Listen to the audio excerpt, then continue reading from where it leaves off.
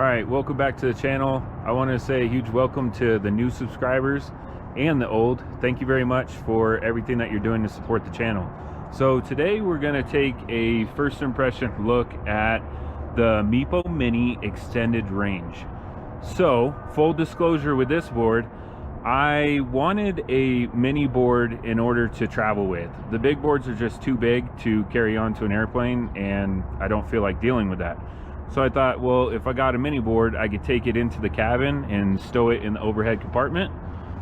We'll see if that works out or not. But what I did, well, I reached out to 3 different companies asking for discounts for my subscribers. Out of the 3 companies I reached out to, Meepo answered back and they said, sure, we'll give your subscriber a discount, your viewers a discount. Here's the code. If you want that code, it's in the description. But in addition to that, they said, here, we're just going to give you this board in order to do a review. So that's awesome, but I'm still going to be open and honest with it. So let's take a look. First impression is that the board is really well built. I really like the design of the deck, the shape of the deck, how small it is. I like everything about it. This remote is probably one of the best hobby wing remotes that I've gotten so far. I really like it so far. Now, again, looking at the wheels, I haven't rode this yet. I'm gonna take you guys along on my first ride. This is just the first impressions. I'm out here. Meepo did request that I get some photo of the board, so I'm out here at this cool building in Colorado Springs with all the tagging on it, and I hired a professional photographer. Thank you, Mile High Angel, for coming out and helping me out with the photography. She's a jack of all trades. It's not just photography that she does, so if you get bored, look her up, just Google Mile High Angel. Anyway, so overall the build quality of the board looks really nice. The trucks are really beefy. It is a hub motor board. I haven't owned a hub motor board yet, so it'll be interesting to see how that goes. I know it's not going to be as comfortable as belt driven boards where I can run full, you know, cloud wheel or even full urethane wheel. These just have a little bit of urethane around the outside, so it's not going to be as comfortable. I understand that, but like I said, this is just for traveling, so I can, all the different cities and places that I'm going, I can ride this around and I can take it easily on and off an airplane. So yeah, I mean, that kind of sums up the first impression. I'm really impressed with the build quality of this. I guess the buying process, I know I didn't pay for it, but the buying process was uneventful. It was super easy. They had it in a warehouse in the United States, so it took a week to get to me. That's it. Tell me what you want to see on that board. This is going to be a little bit of a different review. I'm not going to be doing the full distance test and swapping out all the wheels and everything like that. So if you want to see something specific, comment it in this video, and the next video I make on it, I'll try to hit on all of the points and what everybody wants to see. Thanks again for watching, and let's go on our first ride. All right, we're finally out here with the Meepo Mini extended range. Sorry, Meepo Mini 2 extended range. I've had this thing for over a week, but due to working, the Eovan and the weather, I haven't been able to ride it in an entire week. So here we are. I just came to a parking lot because I think that's what this kind of board is suited for, right? Small parking lots, why I bought it, and to travel with it. And then I can see people, like, if you have to park a long ways away from your work, then you throw it in the trunk of your car, you know, just little trips here and there. That's what I see the board for. So came to the parking lot to do the first ride. I will say right away, I took it out of the truck and I just pushed it with my foot to get it away from the truck, and the board turned on, which is pretty cool. Didn't expect that. So it is push to start. I did have to hold down the button on the remote to get it to turn on, but that's pretty cool already. The brakes seem a little light on it. We'll see when we start riding it though. Here we go. So just stepping on the board and taking off. The hub motor have a lot more power than I expected them to have. I'm kind of excited about that. I don't know how to ride this board, so I'm weird. I ride a snowboard regular. In a normal skateboard with a kicktail, I ride goofy. I know, I'm weird, but this is kind of a mix in between the two. If I want to use the kicktail, I'm gonna have to ride it goofy because I'm not used to using a kicktail with my right foot. But if I want to cruise around on it like a regular electric skateboard, I need to ride it regular. So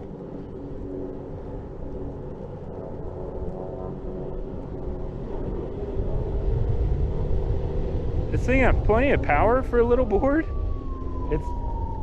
I didn't expect that. It's super quiet, of course, because it's hub motors. Let's hit the brakes though. Let's see how good the brakes are. They're okay. They're not terrible. So with the Meepo on the remote, I don't know if you can see that, but it has a speed mode and a brake mode. So I'm in speed mode 4 and brake mode 4. Give it some gas. Maybe not. Up that hill, it doesn't have a whole lot of punch. All right, let me ride around and then we'll kind of talk about it.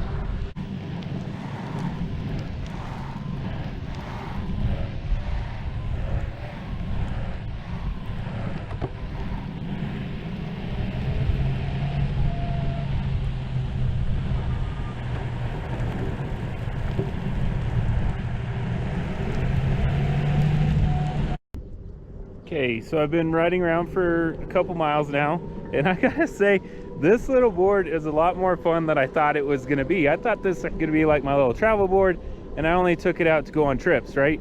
But I think I'm gonna put this little board in the trunk of my car, so then anytime I'm sitting around waiting for something or just bored, I can take it out and just zip around.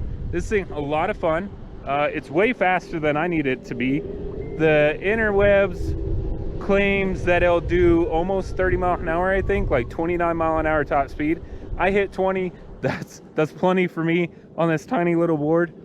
The acceleration and the braking are a little bit less than what I'm used to, but you got to remember, I've been riding the Evolve, the Onsra, the Eovan, the Viril.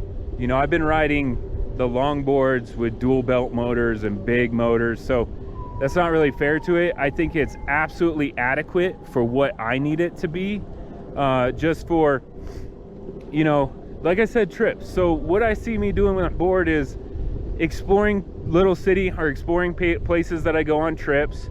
And then also, you know, like I'll give you Washington, DC. I kind of go there quite a bit, a couple times a year. And once you find a parking spot, you really don't want to move the vehicle, even at a hotel, because when you come back, if you move the vehicle and come back, your parking spot may be gone. So if I just want to go down and grab some food real quick, or, you know, go see the monuments or anything like that, I could just take this little board and go instead of renting one of the scooters that are there or whatever. So for that, I think this board is going to be great. I'm actually really excited about it. I'm more excited than I thought I was going to be. It says full throttle. Like, the acceleration is a little lacking. Passing speed will be a little lacking, but when you're just riding on small little trails with other, you know, runners and bikes and stuff, you don't need crazy speed. And for the board, it's actually really good. Man, I'm excited.